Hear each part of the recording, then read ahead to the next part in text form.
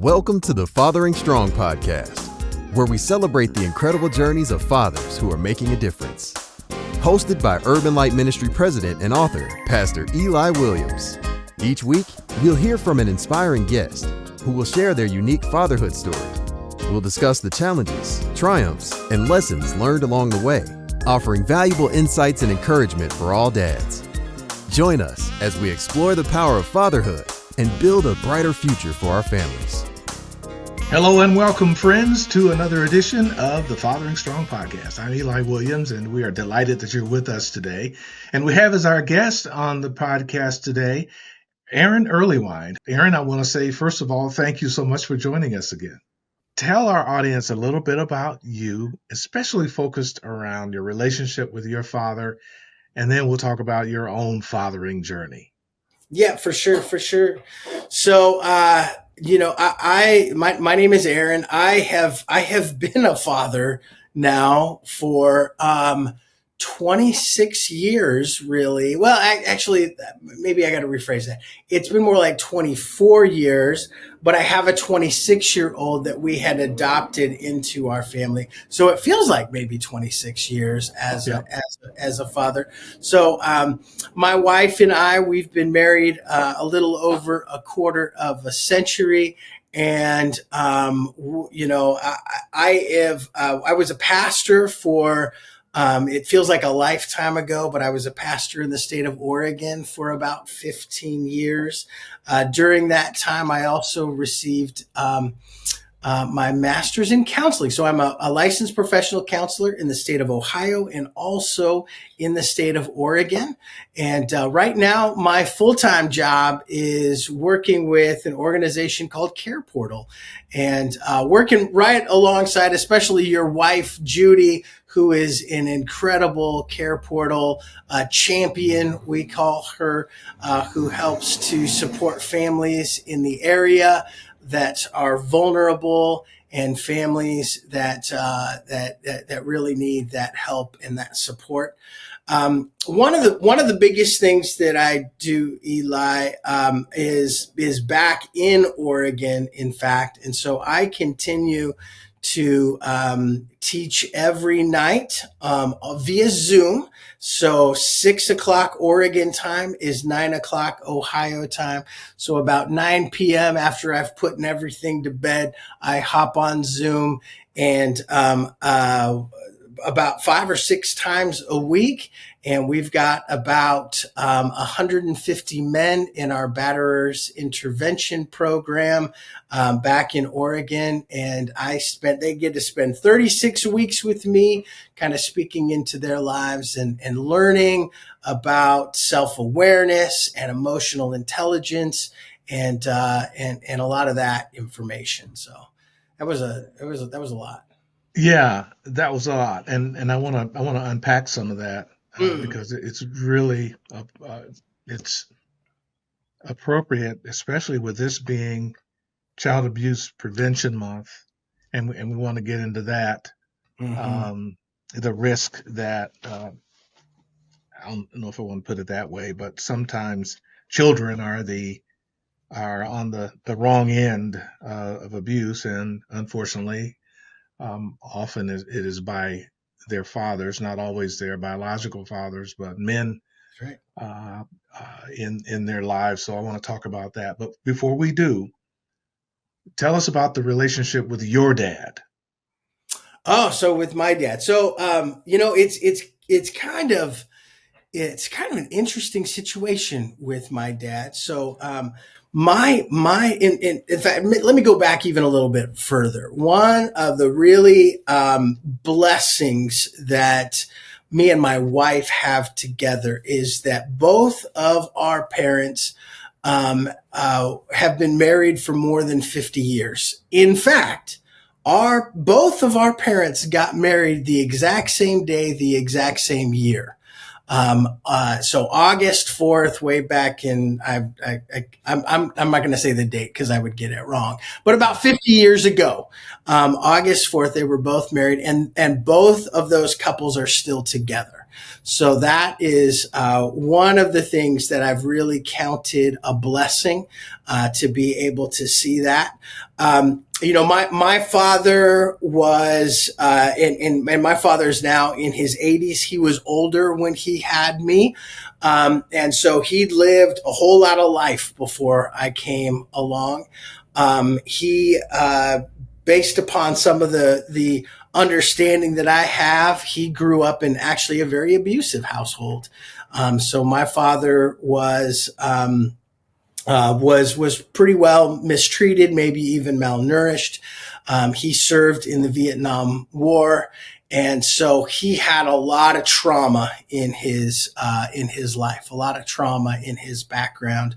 And I think, parenting, one of the ways that he really tried to understand his parenting was that he did not want me to experience the same thing he experienced. So he was very careful not to become too upset, not to become too emotional, which he did a great job of. In the process of that, I learned to be very dismissive of my own emotions and my own feelings, because anytime an emotion was expressed or felt, it was, and I think this is probably still a tactic of a lot of parents. It was, hey, I'm not going to deal with that. Go to your room until you figure it out. Right. Yeah. Unfortunately, one of the things we know is that kids don't learn how to figure it out. They can't regulate themselves. There's no such thing as self-regulation. We end up learning how to co-regulate. That's what we come. And so if I don't have anybody to help me co-regulate, and as we get older, I learn to regulate me. It's still co-regulation. I'm just helping myself out. But as a young person, we're not able to really have that co-regulation. And so what I learn is that my emotions are bad, or my emotions are wrong, or that, and really what we learn from in a more physical sense is my emotions separate me from relationship with my family. So we kind of stuff those emotions. We choose not to express them, right? We consider them either to be bad or to be dismissive, and we figure out ways to deal with them. And then as we get older, that's really where the rubber meets the road, right? When some of that trauma comes back and causes us then to have some pretty bad responses. I'll give you an example of that too. Growing up, and maybe people have heard this before, but my dad would always say, I'm going to give you something to cry about, right? So if I was crying and did your parents do that too? I thought my parents made that up. No, yeah, believe it or not. And maybe they learned together. I don't know. But I mean, we've all heard it before. And so I remembered as a kid, I would think to myself, that's probably the dumbest thing I've ever heard, because I'm literally crying because of something. So no, I don't want you to give me more to cry about. Like that would be ridiculous too. Right. So even growing up, I was like, man, I am never going to say that to my kids. Like that was, I was like, I'm never going to do that. That's wrong. Well, fast forward to my days with a toddler, right? And you got this child that you have brought into this world and you love and adore them, but they're expressing emotions that you cannot handle, right? It's just overwhelming. And without even thinking about it, it just falls right out of my mouth. I say the exact thing to my 2-year-old, right? Like, do you want me to give you something to cry about? And as soon as I heard it, it was like a 2x4 upside the head.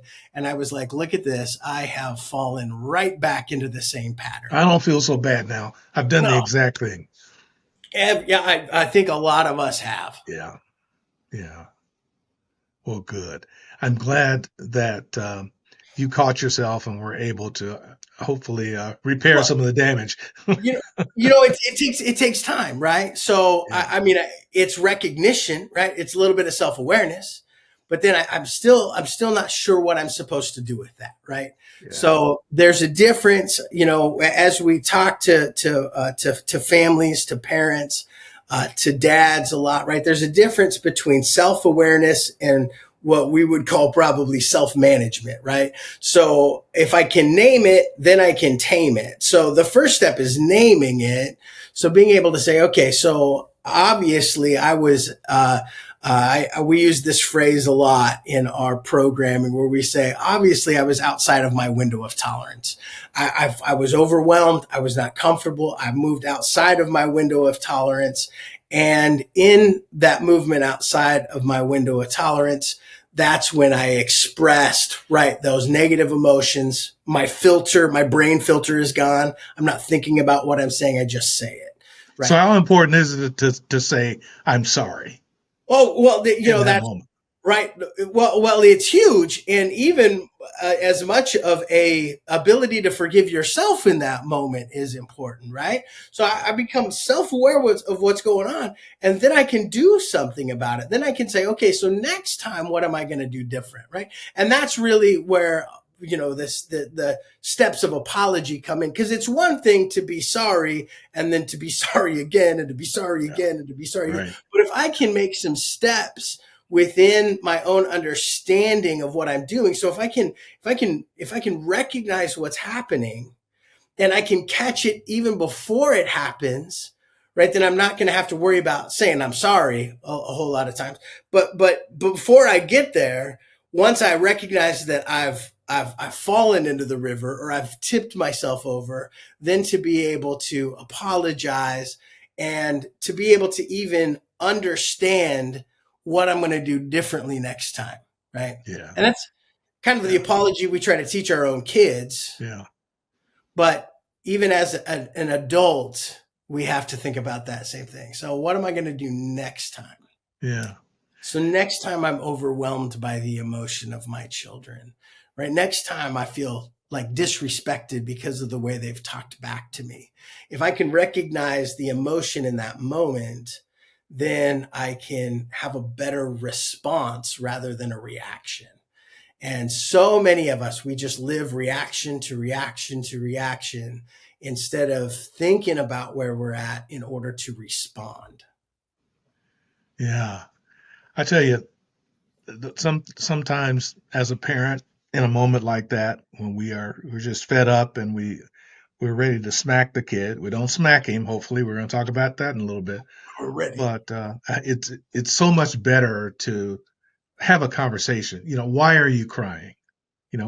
What's going on with you? Talk to me. Tell me what's going on. Well, curiosity is the superpower of every good dad. Yeah. Right. Yeah. Curiosity helps, because if we're not curious, we're just assuming. Yeah. And so assumptions, as you know, assumptions can get us all in trouble, right? And so even as a parent, I may have a grand assumption about why you're acting the way that you're acting right now. But guess what? I might actually be wrong. And so curiosity, we in fact, I use an acronym.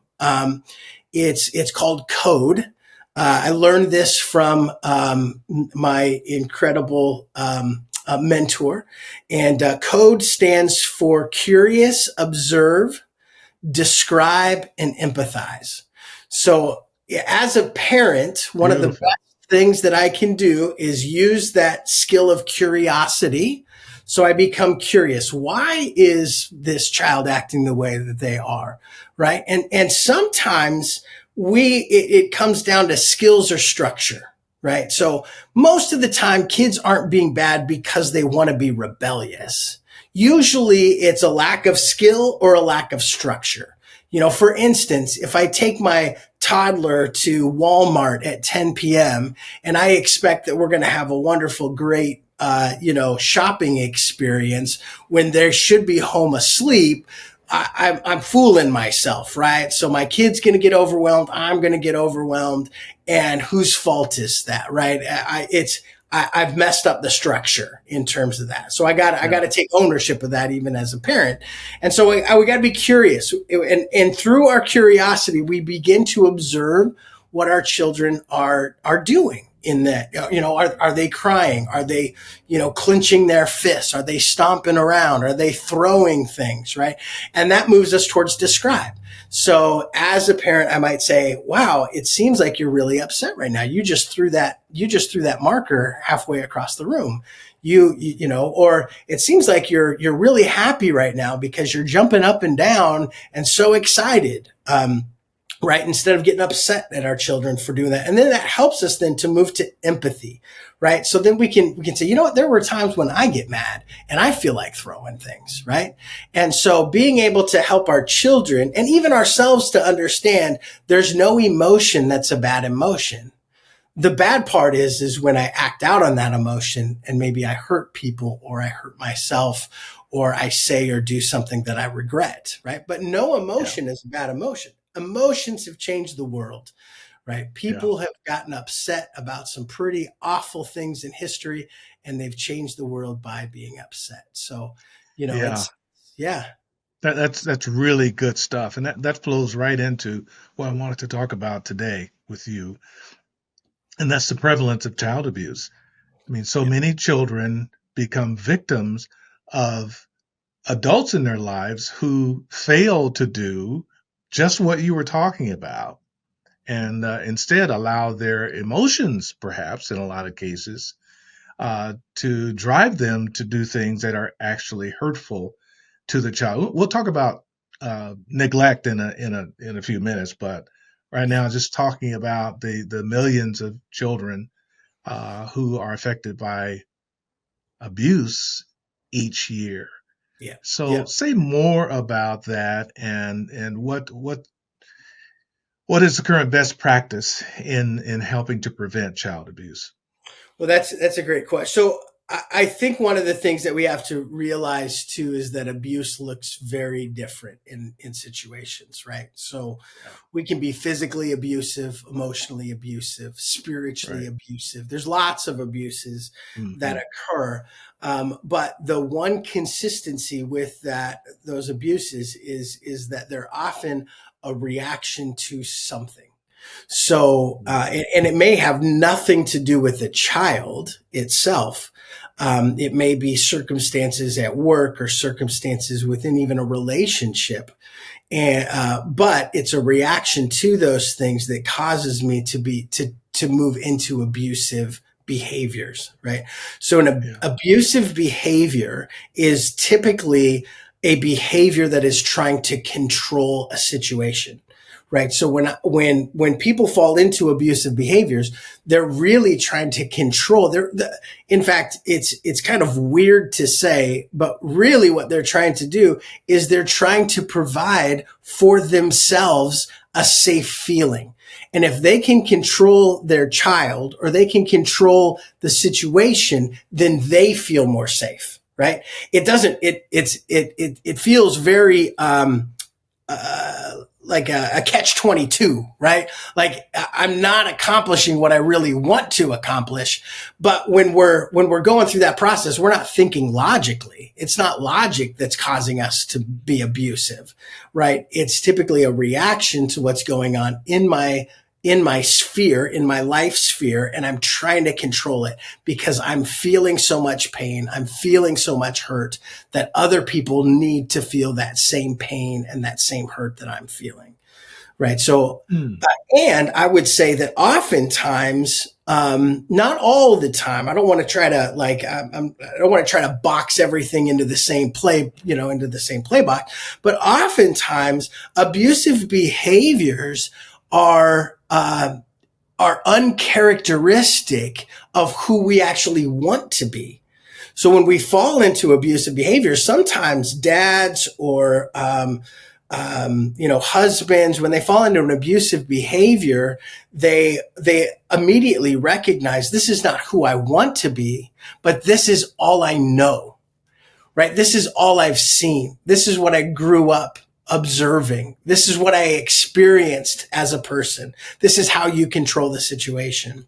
And so a lot of it comes back to trying to comprehend and understand what does it actually feel like to be in a safe place? What does felt safety look like? Because felt safety does not look like controlling another person to do your wishes, right? Felt safety does not look like, becoming the biggest person in the room by dominating everybody else, right? So we want to work on ways then that can help people understand, what does it feel like to actually become self-aware, recognize what tips me over so that I can bring myself into a place, into my window of tolerance, so that I can problem solve the situation without becoming abusive or falling into abusive patterns.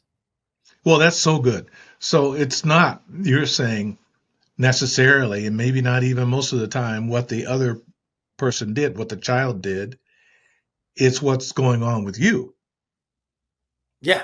Yeah. And it's and the hardest part about all of this is the child, because the child doesn't understand that. And sometimes the parent doesn't either, but every time the child doesn't understand it. Right. So what the child feels is, I've done something that has caused this abuse to come. Because they have a tendency to internalize anyway. Oh, right. That's just their nature. Yeah, we're all starring in our own movie. And as far as they can see, whatever they have done, whether I sneezed badly or, I walked into the room at the wrong time.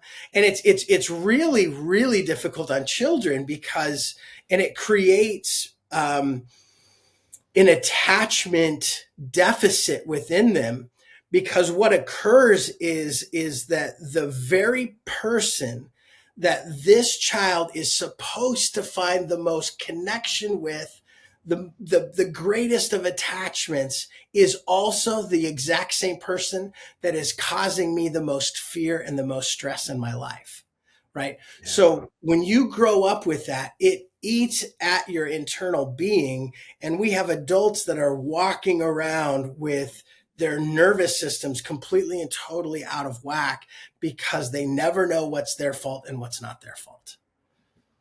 And physically, it changes the anatomy of people.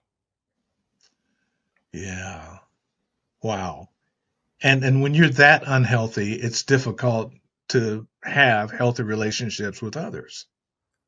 Well, yeah, right. So let's take my example. I didn't grow up with an abusive father. My father was abused. My dad did his best not to abuse anyone, right? Like he didn't want to. But what we didn't have was, we didn't really actually have an emotional connection, because there was a fear of that emotional connection, right? So and what's beautiful is that my father and I, we've been able to work on this without even making it all awkward or anything like that, right?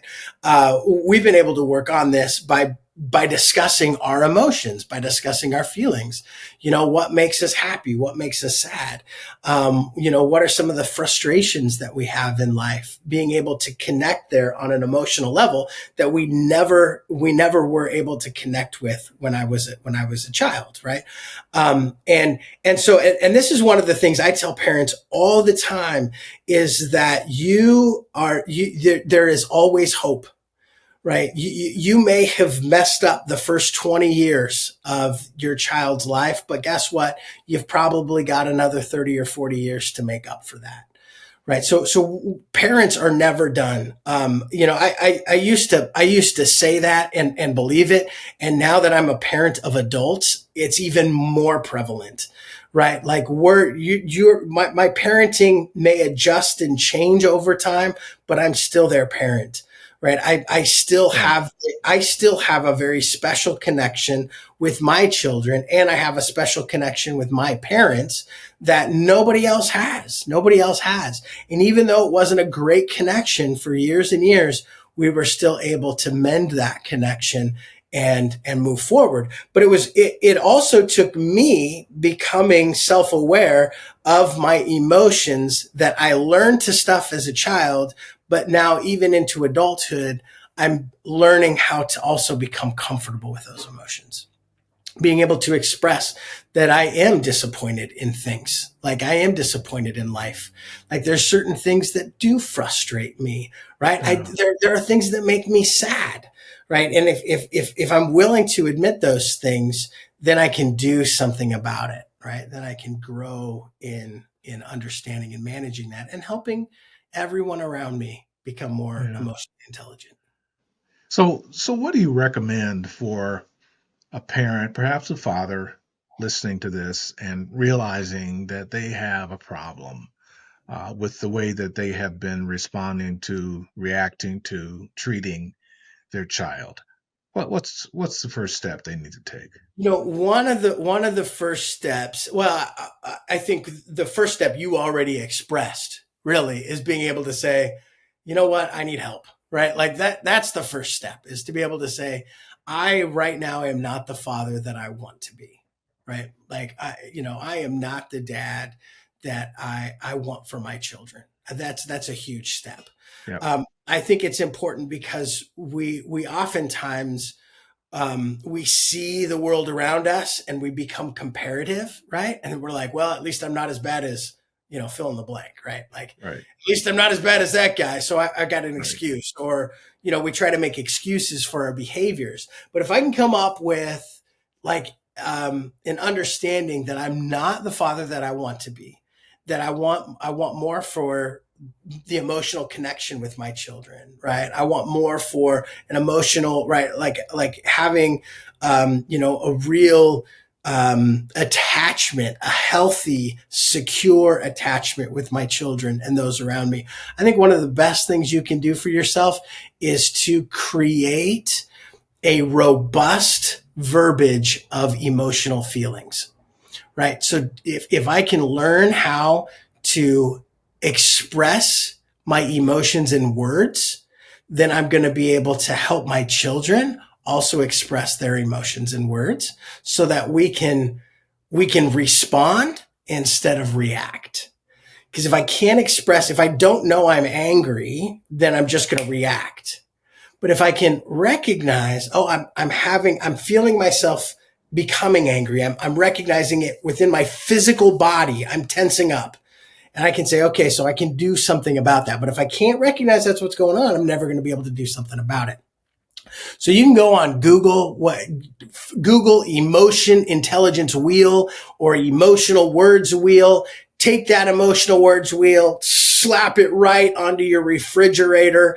If you got kids that can't read, just like search emotional like faces, emotional face, put that on there. And then every day have a conversation with your kids about the emotion that you're feeling. When you see your kids getting upset, hey, come on over here. Let's identify what emotion you're feeling right now. Right. And one of the greatest games to play with them is to be able to be wrong about that emotion. I feel like you're really happy right now. Well, no, Dad, I'm actually angry. I'm really upset, and what does that look like here on this? And so then we can identify it so that, and believe it, your kids are going to get it way faster than you do. Right. And so they're going to be able to say, you know what, Dad, what you said really made me frustrated or really upset me, because they're now being able to feel the emotion within them and they're able to verbalize it, which helps them to respond rather than react. Right. But if we don't have words for it, then we're just going to act out on our feelings and act out on our emotions. We're going to be, and it's a good rule of thumb. I mean, you're the teacher here, but I've been told that it's a good rule of thumb to never discipline or punish your child. Actually, this is true with anybody. Don't respond or react out of anger. If you're feeling angry, don't react. Wait, calm down, and then have the conversation about it. Yep, Is that yep. is that right? Sometimes you as the parent need to be able to say, hey, I'm a little overwhelmed by your emotions right now. I need to go take about a 2-minute break. How about you take a 2-minute break and we'll come back together, right? That's the difference between punishing an emotion and then being able to recognize and respond to that emotion, right? Because if I punish the emotion, if I'm like, you're mad, go to your room until you get over it, right? Then I'm being punished for being angry. But there may be a very good reason that I'm upset, right? A very good reason that's what's going on that you as the parent may not even understand, right? But you're punishing them. So, but if you're feeling it, be like, hey, let's both go take a 3-minute break and come back together. And the key is the come back together part. Right. So that you're reintroducing that connection. So if you need to go dump your face in cold water, right, or go take a run around the block, right, or do some deep breathing techniques, right, whatever you can do to calm yourself down and be able to bring that relate. But you're right. If we become reactive, then we're teaching our kids to become reactive. Yeah. And that's not the lesson we want to learn. That's right. And I would say this in terms of that too, is that oftentimes with our children, their emotion isn't your fault. And so many parents take responsibility for their kids' emotions, and that's where the reaction becomes, that's where the punishment comes. But if you can just, I use it with my men all the time. I say Q-tip, right? Quit taking it personally. This isn't about you. This is about your child. And so if I can quit taking it personally and I can just recognize, okay, there's something going on within the heart, the mind of my child. Maybe it's a skill they don't have. Maybe it's a structure that they're missing. Maybe it's a hard day that they've gone through. And they may be even blaming that hard day on you. But guess what? Quit taking it personal. Use curiosity, observe, describe, and have a little bit of empathy in that relationship. And that's going to go a long ways to healing. Oh, that's good. Q-tip. I learned something else new today already from Aaron Earlywine, our guest today on the Fathering Strong podcast. We'll continue this very enlightening conversation, particularly about child abuse prevention, here on this installment of the Fathering Strong podcast. Stay with us. Looking to be the best dad you can be? The Fathering Strong podcast is your guide. Hosted by Pastor Eli Williams. Each episode features inspiring conversations with dads who are making a difference. Learn valuable strategies for building strong families, tackle tough fatherhood issues, and get motivated to be your best self. Never miss an episode. Subscribe to the Fathering Strong podcast on YouTube, Spotify, or Apple Podcasts. Your subscription helps us provide free services and resources to families in need. Don't wait. Subscribe to the Fathering Strong podcast today. And join our community of dads committed to building strong families. Together, let's make a difference. Aaron Earlywine is my guest today on the Fathering Strong podcast. Eli Williams here, and we are having a conversation about child abuse prevention. And I guess in a nutshell,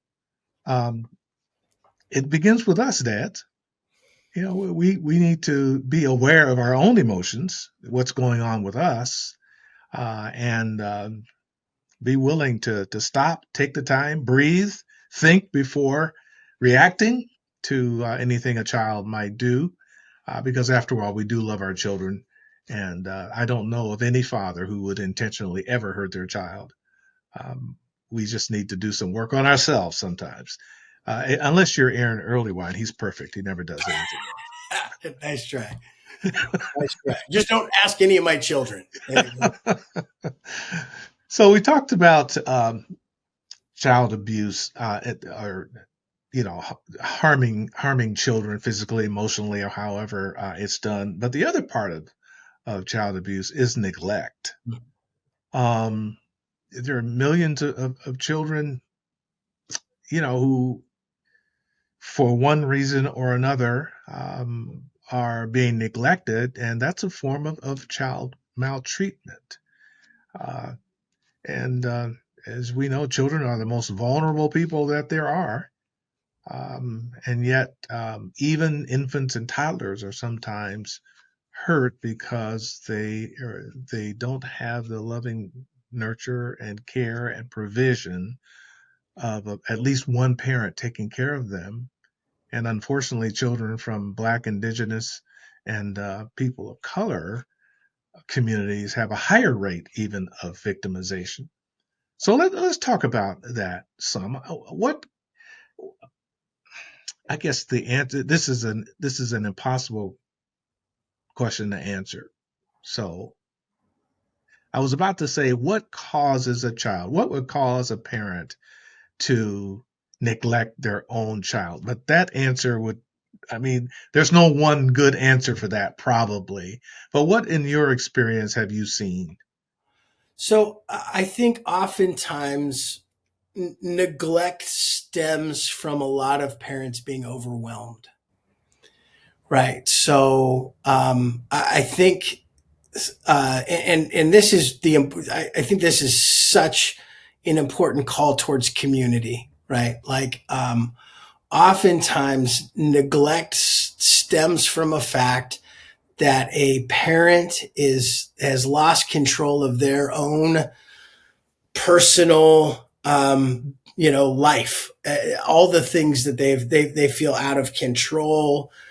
They feel overwhelmed as a parent, overwhelmed as a human being. So oftentimes we see neglect. A lot of the men that I work with that come into our batterers intervention program, a big thing that they use is substances, and those substances can oftentimes lead to neglect and abuse, because substances cause us to act much different than we really are. And if we're feeling overwhelmed and we've got no other answer to life but a substance, or we've got no other answer to life but even an activity or something that pulls us away from our children, then we end up neglecting that part of our parenting, and we just feel overwhelmed. It's even the reason why even parents that are really busy, they fall into neglect because they have so much going on that they forget about how important it is to build the connection with their own children, right? So they're Yeah. overwhelmed by everything happening. And when we get overwhelmed, often what goes to the wayside is the thing that's not calling our attention out very much. And sadly, that becomes our children in a lot of instances. Yeah. Yeah. So, in my experience, it's apparent to me that that drug, that substance, whatever that chemical is or activity, it becomes the priority even over one's own children and one's own self, one's own well-being.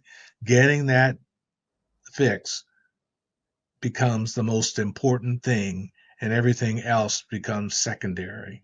And when it's a child or children, that means neglect. Mhm. Well, it's self-preservation, right? So if I have convinced myself that I need the substance in order to survive, then I'm going to pick the substance every time over everything else, Yeah. right? Same with work. If I have decided that my job is more important than anything else in my life, then my workaholism is going to get in the way of Yeah. my relationship with my children.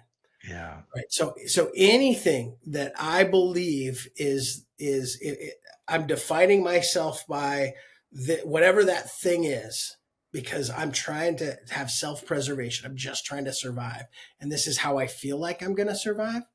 Then that's the decision. That's the direction I'm going to go. Right. So trying to put that into perspective and understand, and oftentimes, because of the pull of the drug or because of the pull of the substance, right, we just feel like we have to have it. Some people even convince themselves that they're better parents when they are high, right? Because but they've lost track of reality. Right. Mhm. So there's a great story that one of our graduates in our program told us a couple of years ago. And he said, I had convinced myself that my wife liked me better when I was high, that my kids, I was a better dad when I was high. So I would constantly get high. But little did I know that that is not what my wife never said that. In fact, when I got clean, my wife told me that she hated me when I was high, that my kids despised their father when they were high. But the drug because it had such a hold on him, convinced him that he was a better parent, that he was a better husband when he was high out of his mind. And it wasn't true. It wasn't true. Yeah, boy, I tell you, we could really go down another road, talking about the the nature of the spiritual, Mm. the evil spiritual influence that can exert power over an individual who is addicted. I mean, you can actually be convinced by what you hear in your head, inside your head, about yourself, about the situation, because of the addiction. But that's a whole nother episode. We'll get into that sometime when we're talking about spiritual warfare. So let's talk about preventing neglect. Mm. So help us understand what can be done to prevent child neglect. And I've got a feeling you're going to talk about the importance of community in this. What can the community do? Oh man, community is so important. Community is such an important piece to understanding that. I think oftentimes neglect stems, whether it's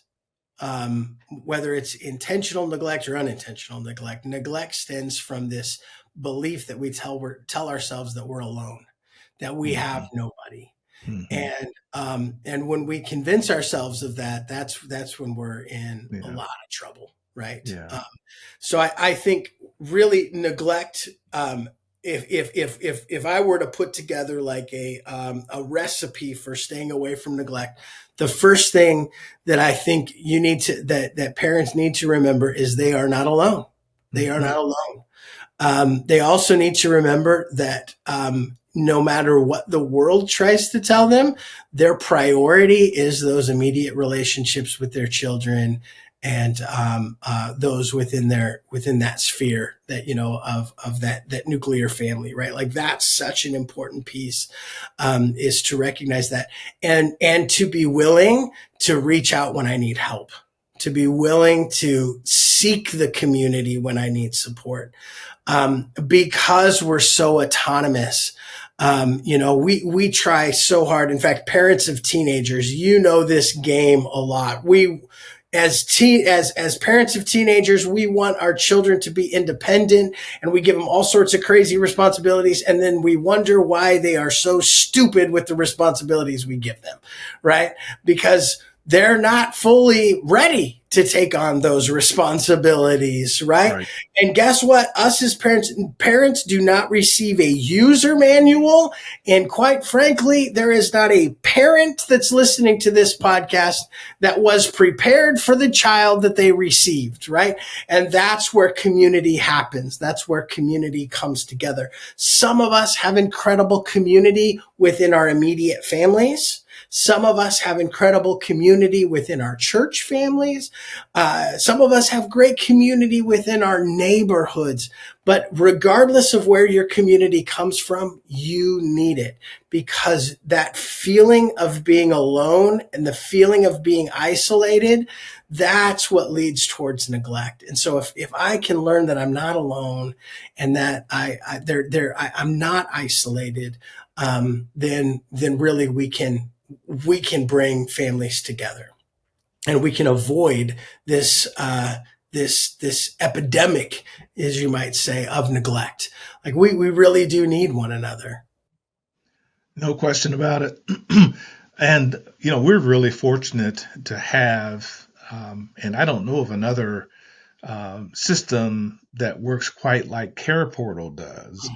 But Care Portal is a wonderful resource in our community where if a family has need and they let that need be known, then there are churches and there are other entities and individuals in the community, once they learn about that need, are willing to help meet that need. What's often needed is someone to pull all that together, to manage all of that. And that's what Care Portal does. And Urban Light Ministries is blessed to be able to be a part of that. and we can do it incognito, or at least we do it anonymously, so that because we believe in preserving the dignity of people. You'll never catch us with a picture in the newspaper, touting ourselves and how we help this family, because you're robbing that family of what little bit of dignity they have, and so not It's doing that is another gift to them. it's hard enough for families to be able to ask for help, right? Right.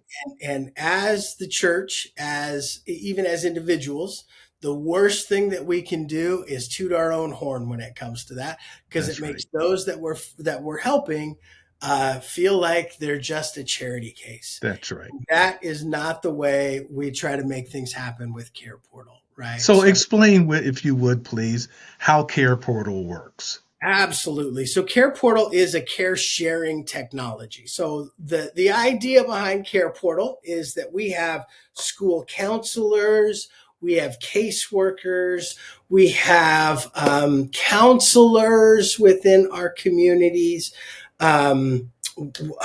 Pregnancy resource centers can use Care Portal. Adoption agencies, foster agencies use Care Portal. And what happens is that a need is identified by one of these professionals, and that need is put into Care Portal, and that need goes out to the churches that are trained with dignity to respond to these needs. And they respond to these needs, providing the needed. It's one of the, when I was a pastor, I was like, this is exactly what we do overseas all the time. But we struggle to do that here in America, is providing the need first.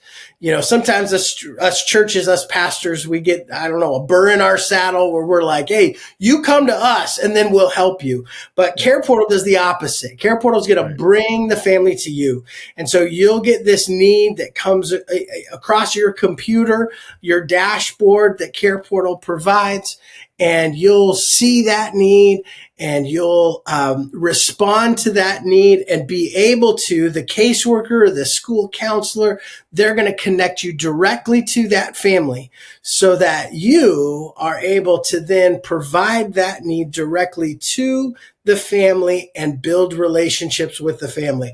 I just got done talking today with a group of people in Toledo. And one of the things I told them is the first day, and this is all that community stuff we were talking about earlier. The first day that you make a connection with the family is not the best connection you're ever going to have with this family. It's not. It's awkward, right? So I'm bringing by, maybe you need a bed or groceries, and I'm bringing this by, and you as the family, you're like, wow, this is kind of weird that you're doing this, right? And you kind of feel a little awkward because, hey, am I going to say the right thing? Am I going to do the right thing? But guess what? You call back a few days later just to check in, and that's when connection begins, right? Mm-hmm. That's when meaningful connections start, is when I'm able to follow up and say, hey, I was just wanted to see how things were going. Is that bed working? We dropped off those groceries. I wanted to make sure you got everything that you needed, right? And you begin to build those connections with that family, and you're going to bring them into the community, right? You're going to bring them into your community, into your sphere of influence. And the goal is this is why that this is such a great way to prevent things like child abuse and child neglect, is now when I'm overwhelmed, I know that there's somebody out there that cares and that I can reach out to. Right. That, that there's somebody. We had just here in Springfield, Eli, you'll love this story. We had a family that was served by Care Portal, and the mother said, I'm not going to go to details about it, but this is one of the things the mother said. She told a group of responders this. She said, I had been trying so hard on my own. I had worked so hard to try to figure it on my own. And finally I got to the end of my rope. I didn't think anybody cared, and I thought there was no way I could get the help I needed. But there was a church in Springfield that responded to the need, provided me with what I needed to get through the week, and it changed the trajectory of my entire month. Like, it changed everything. And so being able to just provide community support and dignity to families who need it can change the trajectory of even their own relationship with their children. Yeah, you're doing good work there. My guest is Aaron Earlywine. We're talking about child abuse and neglect, and what can be done to help prevent it, to mitigate it, to um, even in the worst of cases, come alongside and help. Now, when we come back after this final break, Aaron, I want to ask you what the responsibility is of anyone who suspects child abuse or neglect. What should each of us be mindful of? What should we do if we not that we necessarily even know for sure it's happening, but we just got a feeling we've seen something that makes us wonder whether or not a child is being neglected or abused. What can we do? We'll return with Aaron Earlywine right after this short timeout to the Fathering Strong podcast.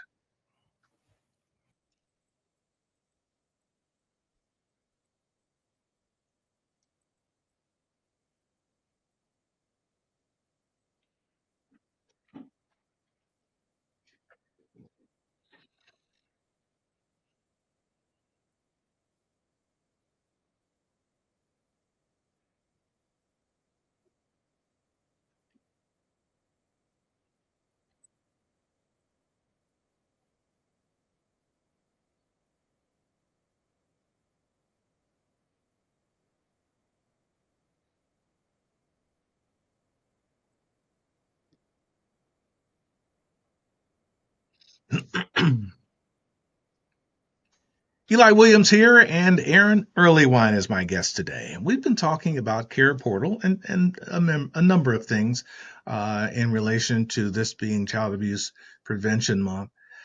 Every month ought to be Child Abuse and Neglect Prevention Month.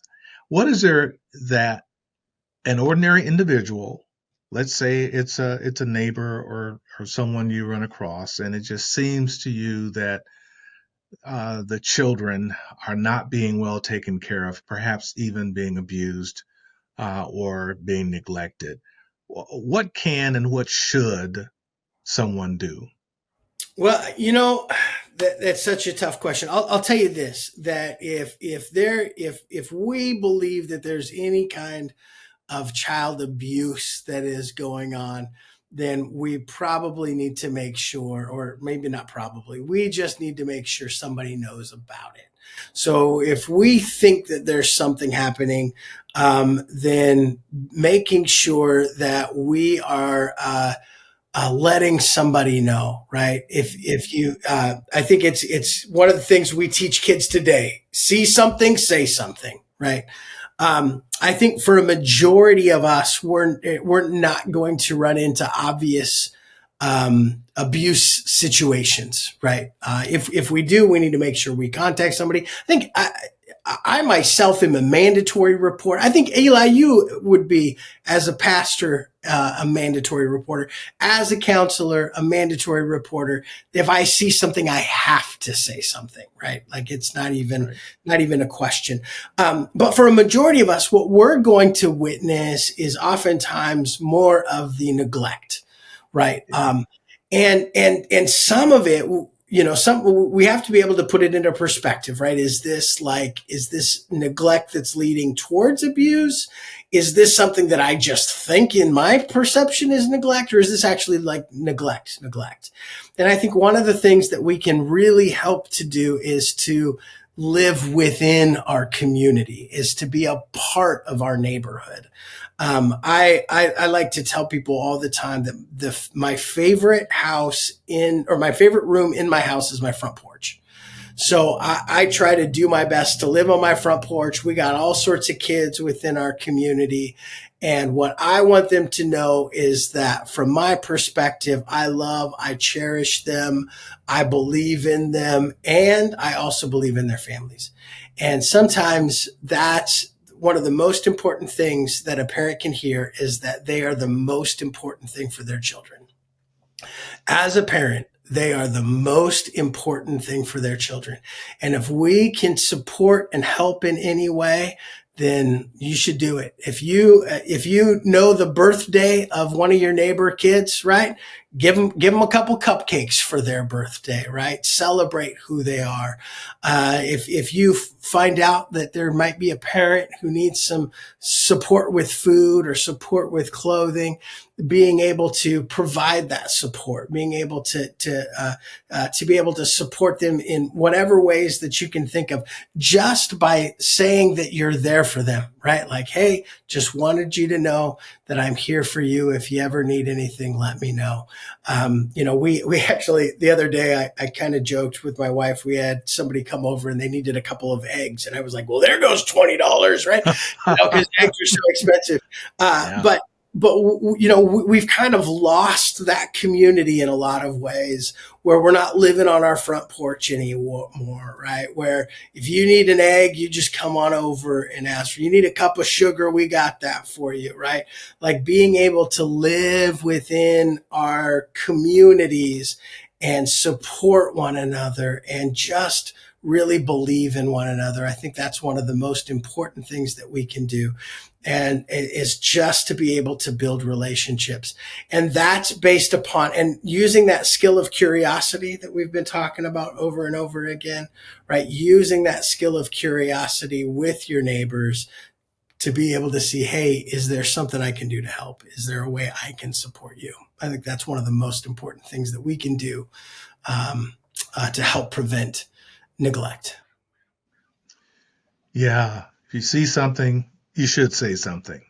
Absolutely. I mean, because we become complicit if we've got a pretty good idea that a child is being abused, and we don't do anything about it, like reporting it to the appropriate authorities, then we become a part of the problem because we Absolutely. did not do what everything in us told us to do, and that is to tell somebody that it's going on because you've got a child's well-being at stake there. Reporting could save a child's life. You just never know. And I would say one of the biggest reasons that people say they don't report is this lie we tell ourselves is it's none of my business. Right.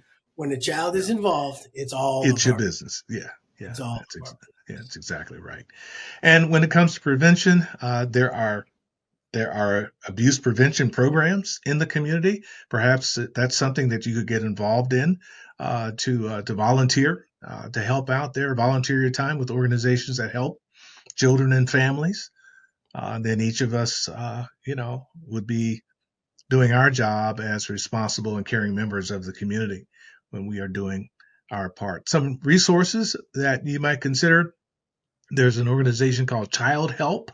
You can Google that, Child Help. That's a national hotline, and resources for child abuse prevention. There's a Center for Disease Control and Prevention, the CDC. There's information there on their website that has to do with resources and information for child abuse and neglect prevention. And another organization called Prevent Child Abuse America. Prevent Child Abuse America. That's also a national organization dedicated to preventing child abuse. It's all of us. It's all of our responsibility to look out for our children. They're all our children. It takes a village, right? Everybody likes that term. It takes a village. Well, and I'll tell you this too, working in the foster care system, it's like jumping in the deep end, but there are a ton of children out there that could use a safe foster home. Good point. Yeah, Yes. and especially for some of them older kids, Yes. right, which can be some of the more difficult ones, but also can provide really just incredible hope and support for kids who just feel like they're worthless, right? So Yeah. providing worth Absolutely. to Yeah. children is really important.